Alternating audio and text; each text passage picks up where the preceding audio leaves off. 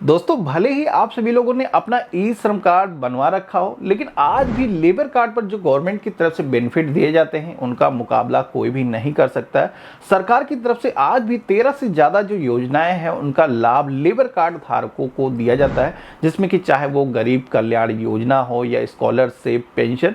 इसके अलावा अगर लड़की के विवाह के लिए आपको धनराशि चाहिए या फिर आप सभी को इलाज के लिए पैसे चाहिए, अब तो आयुष्मान भारत योजना का भी लाभ इस योजना के अंतर्गत मिलने लगा है।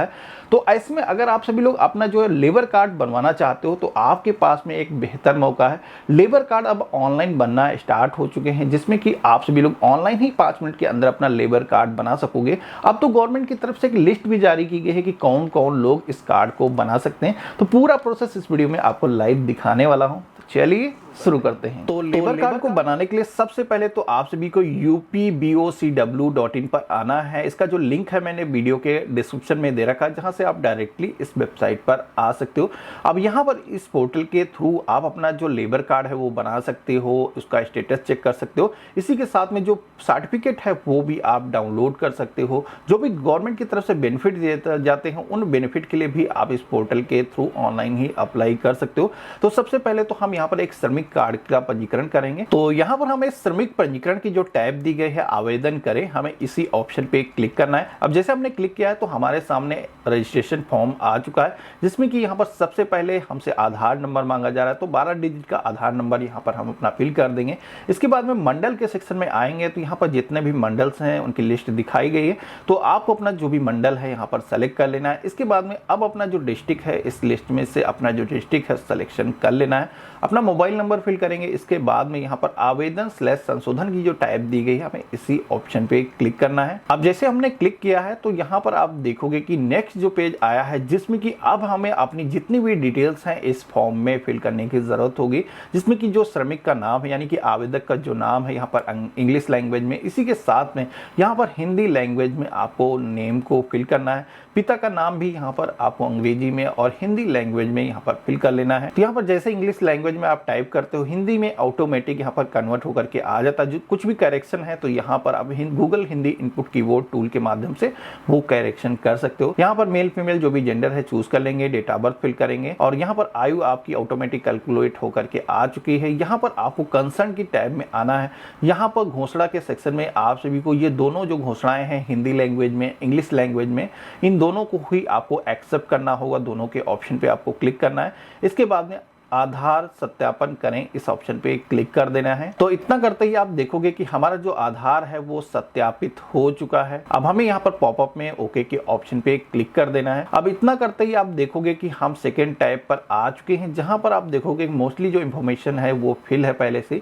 आपको यहाँ पर अपनी माँ का जो नेम है वो यहाँ पर अब फिल करना है। अब जैसे हमने कार्य के प्रकार की टैब पे क्लिक किया है तो यहाँ पर बहुत सारे काम दिए गए हैं, जिसमें कोई भी इलेक्ट्रीशियन है, इलेक्ट्रिक काम करता है या फिर चौकीदार है। इसके अलावा भवन निर्माण से रिलेटेड बहुत सारे यहाँ पर टास्क दिए गए हैं। तो जो भी काम करता है वो व्यक्ति, आपको यहाँ पर उसका जो वर्क है सेलेक्ट कर लेना है। इसके बाद में आप सभी को उसकी जो वैवाहिक स्थिति है यहाँ पर सेलेक्ट करना है। जिस भी जाति से आता है यहाँ पर कास्ट को भी आपको सेलेक्ट करना है।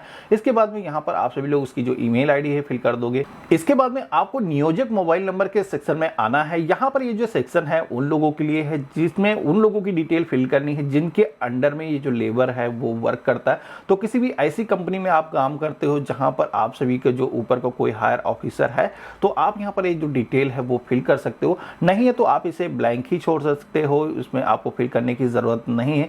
इसके बाद में नीचे की तरफ आना है। यहाँ पर 12 माह में निर्माण कार्य के दिवस की संख्या आपसे पूछी जा रही है।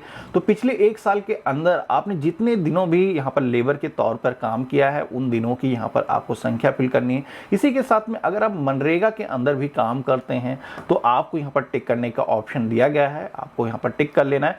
इसके बाद में आप सभी को अपनी जो शैक्षिक योग्यता है, कितना आपने पढ़ाई की हुई है, कई सारे यहाँ पर क्लासेस दिए गए हैं तो यहाँ पर आप सेलेक्ट कर सकते हो। इसके बाद में सेव डिटेल एंड नेक्स्ट के ऑप्शन पे हमें क्लिक कर लेना है। अब नेक्स्ट पेज पर आओगे तो यहाँ पर कुछ एडिशनल इंफॉर्मेशन मांगी जा रही है, जिसमें कि सबसे पहले तो यहाँ पर पूछा जाता है कि क्या आप इंडिया के अलावा विदेश में भी वर्क करने के लिए एग्री हैं। आप खुद या फिर बेटे को अपने विदेश में वर्क करने के लिए भेज सकते हैं, कोई आपत्ति नहीं होगी। तो यहाँ पर आप सभी का जो भी डिसीजन है, दोनों ही ऑप्शन दिए गए हैं, पे क्लिक करके आप सेलेक्ट कर लेंगे। इसी के साथ में आप सभी को अगला जो ऑप्शन दिया गया है, जहाँ पर आपको नॉमिनी की डिटेल को फिल करना है, जहाँ पर आप सभी को ध्यान देना है कि यहाँ पर आपको ये भी बताना है कि नॉमिनी भी पहले से क्या लेबर डिपार्टमेंट में वर्क कर रहा है, श्रम विभाग में कार्यरत तो नहीं है। तो अगर ऐसा है तो आपको टिक करना है, अदरवाइज आप सभी को यहाँ पर केवल नेम को फिल करना है। नॉमिनी का जो नेम है इंग्लिश में यहाँ पर फिल करेंगे और हिंदी में आकर के यहाँ पर नेम को फिल कर देंगे। इसके बाद में श्रमिक से जो भी संबंध है, यहाँ पर पूरी एक लिस्ट दी गई है, यहाँ पर आप संबंधों को सेलेक्ट कर लेंगे। इसके बाद में नीचे की तरफ आओगे तो यहाँ पर श्रमिक के परिवार के जितने भी सदस्य हैं उनकी डिटेल को अब यहाँ पर मांगा जा रहा है। तो यहाँ पर आप सभी को अभी एक जो है डिटेल सबसे पहले तो यहाँ पर ऐड करनी है, जिसमें कि सदस्य का कोई पंजीकरण नंबर अगर है श्रम विभाग में तो वो यहाँ पर फिल करना नहीं है। तो सदस्य का जो नेम है डायरेक्टली यहाँ पर आप फिल करेंगे, हिंदी लैंग्वेज में फिल कर देंगे। आधार नंबर यहाँ पर आप फिल कर देंगे, यहाँ पर मेल फीमेल जो भी जेंडर है, यहाँ पर जो भी एज है, यहाँ पर हम एज वर्ष में या फिर मंथ में टाइप कर रहे हैं, सेलेक्ट कर लेना है। जो भी आपसे संबंध है यहाँ पर आप संबंध सेलेक्ट कर लेंगे। उसके बाद में यहाँ पर एजुकेशन जो भी लेवल है, यहाँ पर आपको उसका एजुकेशन लेवल सेलेक्ट कर लेना है। इसके बाद में जोड़े के ऑप्शन पे क्लिक करना है। तो यहाँ पर हमने एक जो है मेंबर को ऐड कर लिया है। इसी के साथ में अदर मेंबर को भी ऐड करने का यहाँ पर ऑप्शन आ चुका है। तो यहाँ पर परिवार में जितने भी सदस्य हैं 5-6 सारे ही लोगों की यहाँ पर डिटेल 1 बाय 1 आपको यहाँ पर ऐड करनी है।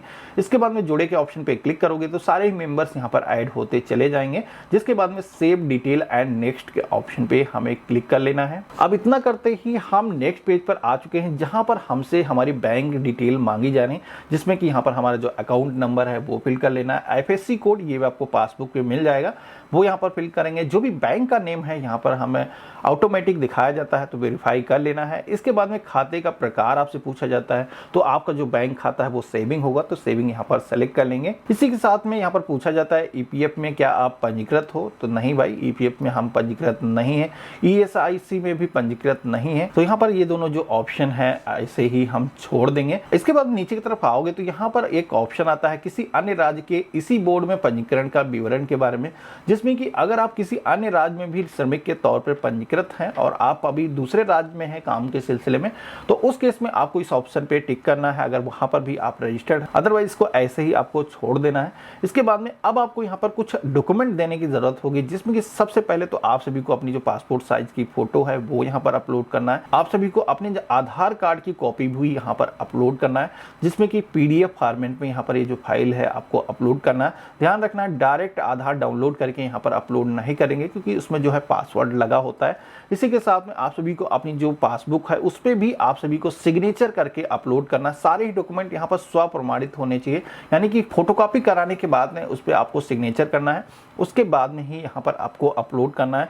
इसी के साथ में यहाँ पर आप सभी से स्व प्रमाणित घोषणा पत्र भी अपलोड करने के लिए बोला जा रहा है। अब यहाँ पर ये कहाँ से आप लाएंगे, इसको लेकर के परेशान होने की जरूरत नहीं है। ये जो फॉर्मेट है यहाँ पर आप देखोगे डाउनलोड का ऑप्शन दिया गया, जिस पे आप क्लिक करोगे तो इसको डाउनलोड कर सकते हो। इस पे आपको अपना नाम पता फिल करना है। इसके बाद नीचे की तरफ यहाँ पर सिग्नेचर कर देना है और यही फॉर्म आप सभी को स्कैन करके अपलोड कर देना है। अगर स्कैनर नहीं है तो यहाँ पर ये जो काम है अपने मोबाइल फोन से कर सकते हो।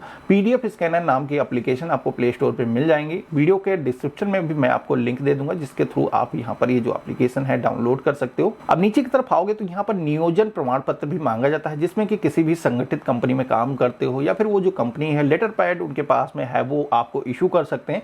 तो आपको उनसे भी एक लेटर पैड इशू करा लेना है, जिसपे कि आपको लिखवाना है कि उनके साथ में आप जो है इतने दिनों से लेबर के तौर पर काम कर रहे हो। तो वो जो है वो अपने लेटर पैड पे लिख करके दे देंगे, जिसको भी यहाँ पर PDF फॉर्मेट में आपको अपलोड कर लेना है। उसको भी आप सभी को JPG या फिर PNG फॉर्मेट में यहाँ पर अपलोड कर लेना है। अगर नहीं है तो इसको आप ऐसे ही छोड़ सकते हो। इसके बाद में आप सभी को सेव डिटेल एंड नेक्स्ट के ऑप्शन पे क्लिक कर लेना है। तो इतना करते ही आप देखोगे कि हम अब लास्ट पेज पर आ चुके हैं, जहां पर इस ई-श्रम कार्ड को बनाने के लिए हमें अब ऑनलाइन ही फीस का पेमेंट करना होगा, जिसमें कि आप देखोगे कि पंजीकरण की जो फीस है वो 20 रुपए है, जो कि यहाँ पर 1 वर्ष के लिए मान्य होगा। आगे चल करके इस कार्ड को अगले साल हमें फिर से रिन्यू करना होगा, जिसमें कि इस कार्ड पर आगे भी आप सभी लोग बेनिफिट ले पाओगे।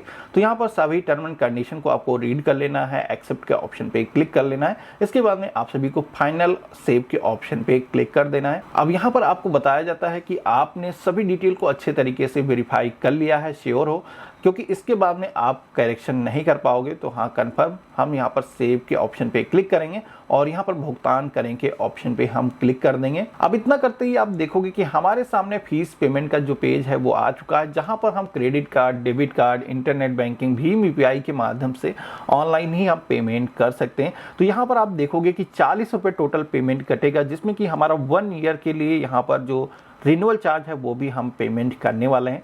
तो यहाँ पर सारी डिटेल को फिल करने के बाद में मेक पेमेंट के ऑप्शन पे क्लिक करेंगे। यहाँ पर वेरिफिकेशन होगा, बैंक से ओटीपी आएगा, जिसके बाद में आप सभी का जो पेमेंट है वो सक्सेसफुली हो जाता है। आप सभी के सामने कुछ इस तरीके की जो स्लिप है वो जनरेट होकर के आ जाती है। सबसे पहले तो इसका एक स्क्रीनशॉट लेकर के अपने पास में सुरक्षित करके रख लेना है और इसके बाद में आप सभी का जो कार्ड है वो जनरेट हो जाता है, जिसको आप यहाँ से कार्ड को डाउनलोड कर सकते हो। तो आशा करता हूँ आज की जो वीडियो है आप सभी को काफ़ी पसंद आया होगा। वीडियो पसंद आया तो इसे लाइक करिएगा, अपने और भी फ्रेंड और फैमिली में शेयर करिएगा। इसी तरीके के और भी इंटरेस्टिंग वीडियो देखने के लिए अगर आप चैनल पे नए हो तो सब्सक्राइब जरूर करिएगा। हम मिलते हैं अपने नए वीडियो में, तब तक के लिए गुड बाय, जय हिंद।